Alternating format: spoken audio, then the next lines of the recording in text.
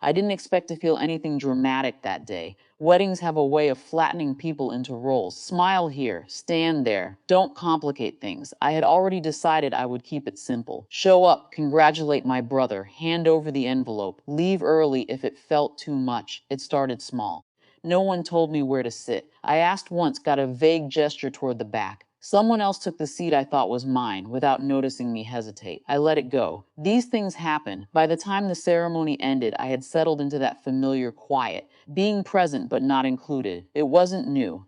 It just felt more formal here, more organized. Then at the reception entrance, a young guy in a suit handed me a paper badge. He didn't look at me when he did it, just moved on to the next person, limited access guest. I turned it over like there might be more to it. There wasn't. My mother leaned in, adjusting her shawl like she didn't want anyone to notice she was talking to me. That means no plate, she said softly. It's just capacity issues. Capacity issues. I nodded, like that made sense. Like it was something neutral, logistical, temporary, but something in me stopped right there. Not snapped, not broke.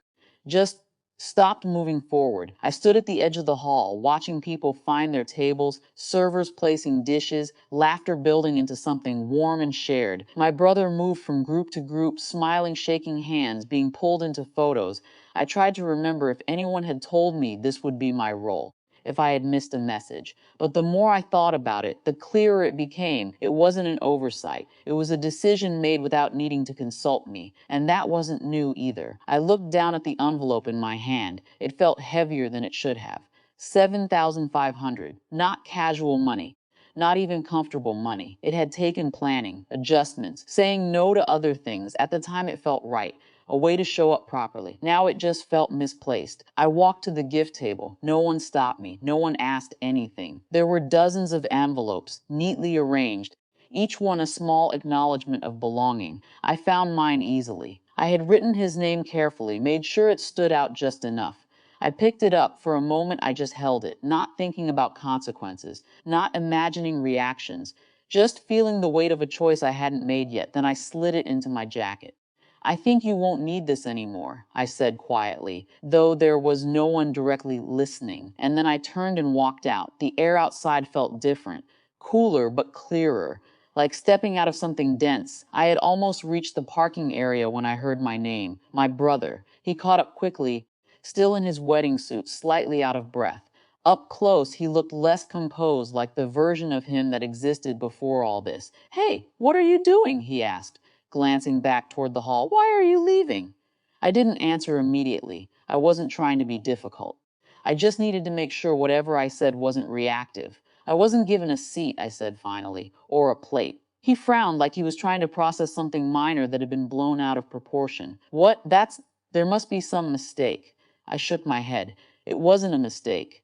There was a pause. Not long, but enough for something unspoken to pass between us. He looked at me differently then, not dismissive, just unsure. I gave your envelope back to myself, I added. That landed. You what? I took it, I said. It didn't feel right leaving it there. He ran a hand through his hair, glancing again toward the noise of the reception, like he was being pulled in two directions. You're seriously leaving over this? I thought about that question. Not the words, but the framing. Over this.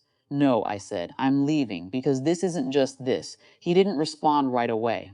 Maybe because there wasn't a quick way to argue with something that wasn't about the moment anymore. From inside, I could hear voices' name, louder calling his name. Then faintly, my parents. Come back! It echoed oddly in the open space. Not urgent, not panicked, just insistent, like a command that had always worked before. He looked at me again. Can you just come back inside? We'll fix it. I believed him in a way. A chair would appear. A plate would be set down. Someone would apologize lightly, maybe even laugh it off. But I also knew how temporary that fix would be, how quickly things would return to their usual shape once the moment passed. I don't need it fixed, I said. He searched my face for something. Anger, maybe. Or an opening. There wasn't much there. Just a kind of stillness I hadn't felt before. I'll talk to you later, I added.